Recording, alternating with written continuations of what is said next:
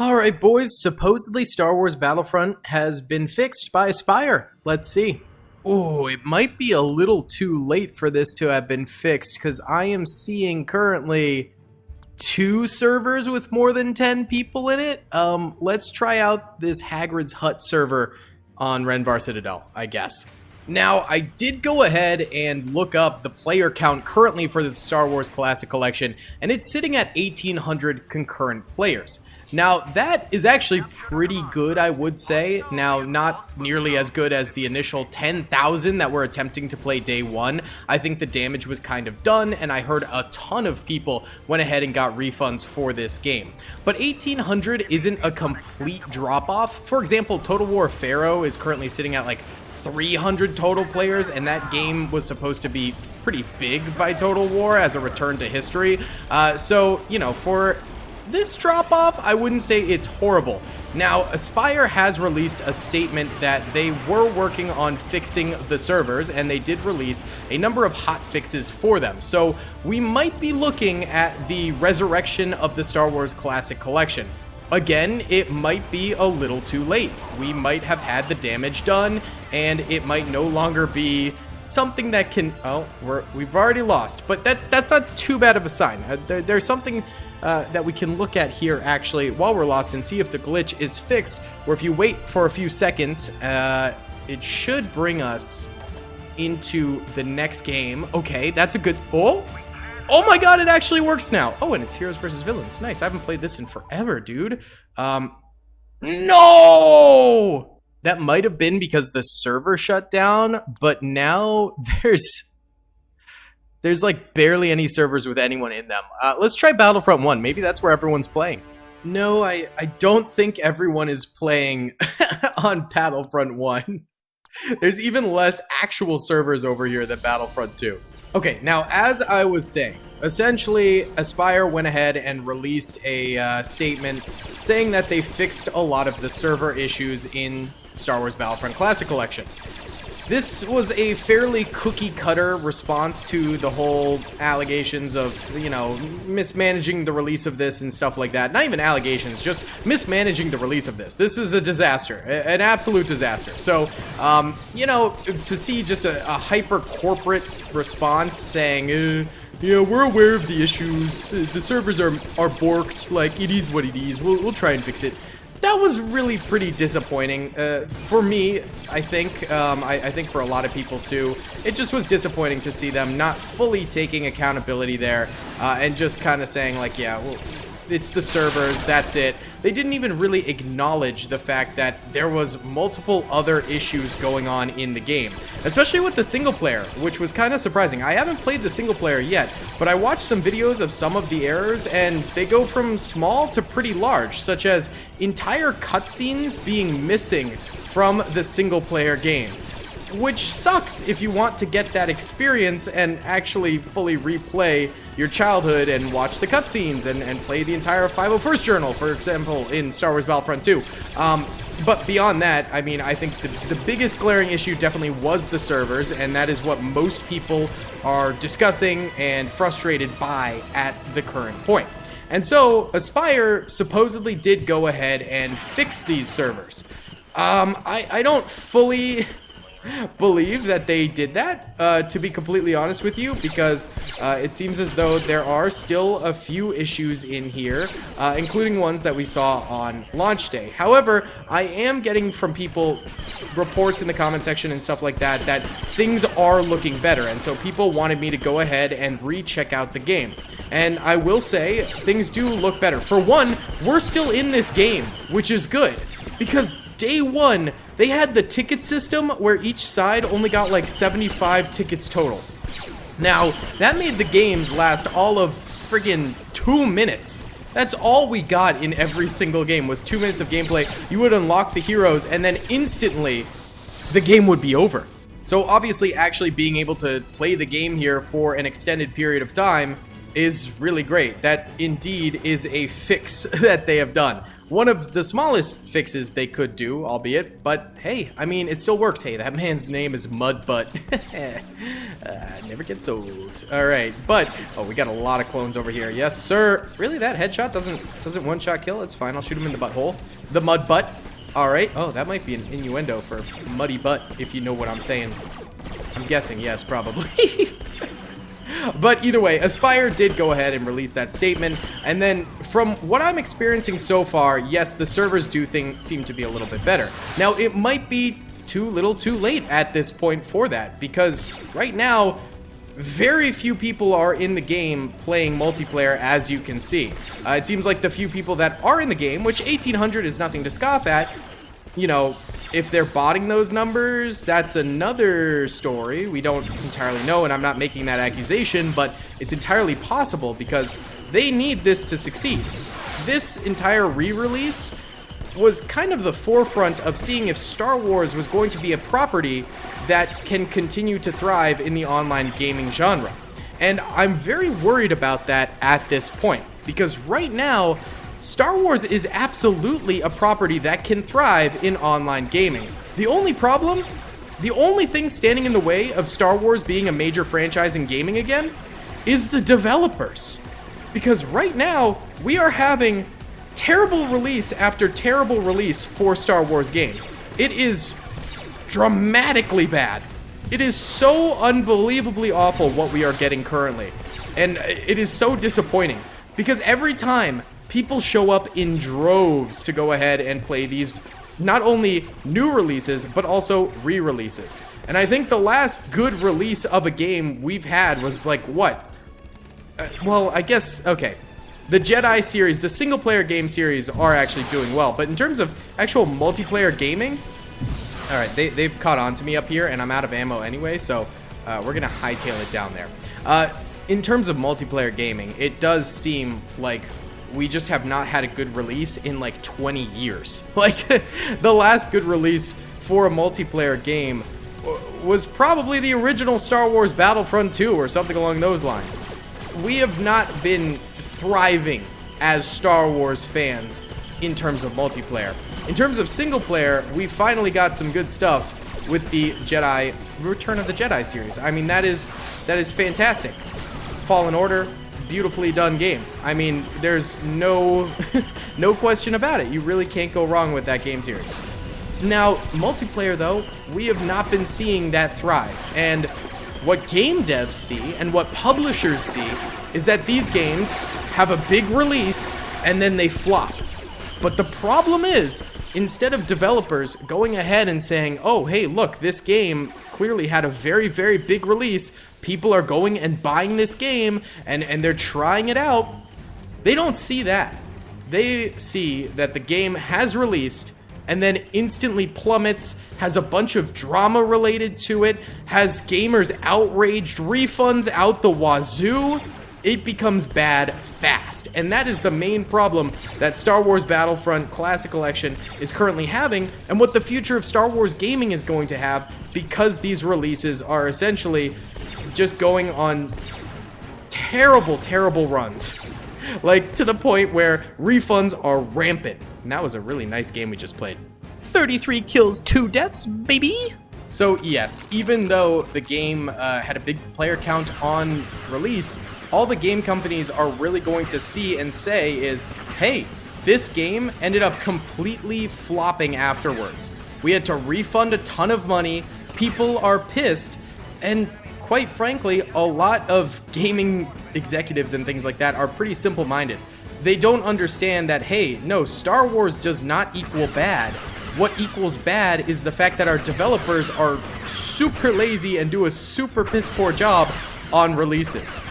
That's the main problem, guys. I don't want the takeaway of this experience to be that people don't want Star Wars games. The problem is that they're being released in a horrible state that makes people not want to play them and makes people angry at Star Wars developers. That's the main problem here. And I don't really want to continue sniping on this map, so I think we're going to go ahead and see if Star Wars Battlefront 2 is back to working, because, you know, we're rolling here, baby. And once again, the servers are just completely empty over here. There's only one server with 14, now 15 people on it. That's sad. All right, here we go. We're back in another game. And I do have to say, it seems like a lot of the initial glitches I was getting have been ironed out. It seems like the game is in a bit more of a playable state than we had previously. We're actually able to get into lobbies. It seems like I'm not crashing anymore, because that was a huge problem if you watch my first video. Just crashing every other game, unable to play for longer than a few minutes at a time. And another reason that's sort of fixed is the fact that we do have the ticket system fixed as well. So the games are longer than 2 minutes long, which is a real delight to see. And Tantive 4 is as chaotic as ever. So Aspyr has made good on at least some of their promises when it comes to fixing the game servers and having them more playable. Again, it seems like a lot of people have already bailed on the game, which sucks, but it is what it is. Now, I've actually had a few people comment on my video basically saying, why don't you just enjoy the game for what it is? It's a re-release. It's so we can play the OG game once again. And I have to say, you know, typically I understand when people have completely different opinions than mine, and I totally understand if people are enjoying things that I'm not enjoying and things like that. And if you are enjoying this, that's totally cool. There's that glitch again. You know, I am super happy that you're having a good time in this game. I think that is fantastic. Now, that's not gonna make me forget about all of these problems that we're having. And also, there's Grievous.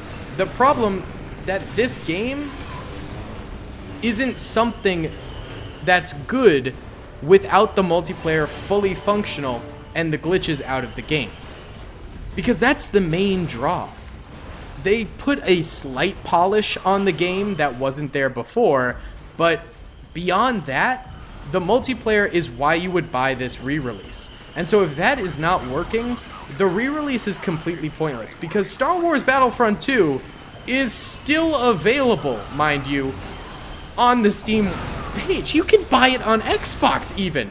You can buy Battlefront 2, you can buy Battlefront 1, you can even buy a physical copy and go play the game on a PS2 if you want. But it's also available on modern consoles. This re-release is essentially completely unnecessary unless the multiplayer is fully functional. Because getting the servers working is the only thing that this game actually requires. And so to see those comments was a little bit disheartening, because it basically puts people's problems completely out the window. It essentially says, like, hey, you need to bow down to the corporate gods and shovel this $35 slop into your mouth and not worry about the fact that it doesn't work at all. Which, again, is really, really disappointing to see from people, because they're choosing to be ignorant to the purpose of this game as a whole. Because you can go and play Star Wars Battlefront 2, install Harrison Fogg's mod, and instantly play the single player, play instant action, play split screen, play all of the things that you want to play, except for the multiplayer, and have it look more polished than this. How am I... He was around the corner. How did he just kill 3 of us? There wasn't even an explosion. Okay, I don't know. But either way, you might as well just go and buy the old game, apply some mods, and have a better experience if the multiplayer doesn't work. That is the main complaint people are having. People aren't just being obnoxious about this and, you know, cancel culture and just pissy to be pissy. People are annoyed they're paying $35 for a broken mess on launch that doesn't add anything of value that you don't already own. And sort of the mention of Harrison Fogg again is something that I want to bring up another point about him. Harrison Fogg is someone that I have talked to many times on Discord. He's sent me new versions of his mods. I used to play a lot of modded Star Wars Battlefront 2. I might return to that because honestly, I forgot how much fun Battlefront 2 as a whole is. And Harrison Fogg made a comment about the modding scene for Star Wars Battlefront Classic Collection. You know, this was something that people were very excited about in the modding community because it meant that their game was going to be getting essentially a fresh, shiny coat of paint, and the modding scene might be rebirthed because of that. However, the way the files were messed with in this game has made modding an entirely different beast, and from Harrison Fogg's perspective, completely unapproachable. If you go ahead and look at his statement, it sounds like modding for Star Wars Battlefront Classic Collection is really, really difficult. It's not something that modders are going to be able to go and do because of the way that they have reformatted files and things like that. So if you were excited to maybe see the Zombies mod back in Star Wars Battlefront Classic Collection, go back on the Tantive 4, like one of my most viewed videos ever, and play the modded zombie Tantive 4, it's probably not going to be possible. Or if you want to play the multiplayer with the shiny new sheen that Harrison Fogg provides with his HD mod, you're not going to be able to do that because modding apparently is going to be extremely difficult for this kind of game. Alright, let's see if this lets us go to the next game, because this is a glitch that was happening before, and it seemed like, you know, 90% of the time it would boot us from the server and make us go find another game entirely. And it seems like we're stuck on contacting host. Let's see if it actually works. Okay, just to prove a point there, I let that ride for a minute and it'll be time-lapsed, and we got kicked. Okay, so there are still many issues. And this is a big issue, honestly, because if you want your players to go join another server afterwards, it's a lot harder when you're gonna get kicked out every time and then you have to go repopulate a server. Because right now, there are no servers with more than 5 people on them. Like, come on! We're back on Battlefront 1, and all of the servers are Bespin. I think it's just a coincidence, honestly, but all of the servers are Bespin. I mean, this is a goated map. Let's go back to sniping on this, because wait, is this the same game I was in before? No, we've been playing Battlefront 2 for the past 10 minutes. There's no way this is the same game as before. No. What? Oh. I don't think so. I don't think so. Oh, I'm not a sniper. Sad. Okay, it's fine. That's fine. So yeah, I mean, just as a Star Wars fan, this is super disappointing. I know a lot of my content has strayed away from Star Wars, and really the main reason for that is because it was a sinking ship. The views were going way down because there was not enough content for me to fulfill. I still do Galaxy at War mod stuff all the time because the modding community is still alive and well, but you might have noticed that I kind of stopped playing a lot of the new Star Wars games, and I'm not really covering Star Wars news as much as I used to. And the reason for that is because there's not enough. There's not nearly enough. Even other channels that are purely Star Wars, like X2, Star Wars Gaming, that is, which was Eckhart Ladder's second, basically, Star Wars account type deal. He really doesn't cover that much stuff anymore. I've noticed he kind of has drawn back on that channel after it was doing really well for a while.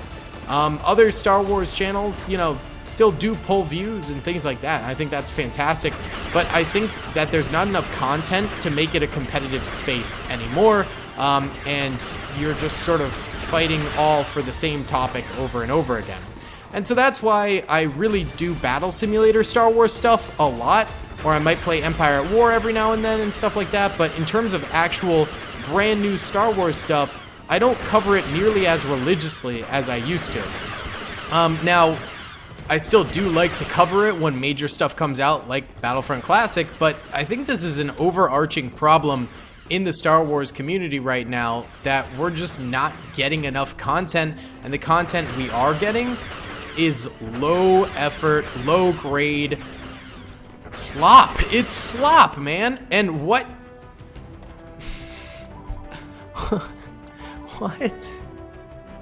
What? Isn't this what I... No, we were playing on Cloud City, but that's Clone Wars. Okay. Man, this is so disappointing. Just as a whole, this is so disappointing. I am so frustrated by the state of Star Wars Battlefront Classic collection. And It needs to be fixed. It needs to be fixed, my guy. Like, this is honestly pathetic. What is happening here? Real pathetic. Oh, a shot in the back. Now, one thing I do still want to do, though, in this game is go ahead and do a 501st Journal video, because it has been years since I've played the 501st Journal, and I think it would be really fun to revisit it. I thought you used to be able to scope in twice with this. Maybe not. Okay. Fair enough. So, yeah, that's something I still definitely do want to do. Wish to pursue that in a video. But beyond that, I just, until the game is fixed, or, you know, maybe there is some modding and things like that, I probably won't be playing this too much. And that's another thing, is that mods keep games alive. Look at games like Ancient Warfare 3, Ravenfield, heck, even Men of War Assault Squad 2, Star Wars Battlefront 2. All of these games are kept alive by mods. People continue to purchase the game. People continue to play the game due to the fact that new mods are released on a weekly basis for those games. And so you get a refreshed experience every single time you play them, because they're still updating the games and they're still releasing new updates through mods, essentially. If the games industry is not going to release the update, the modders will.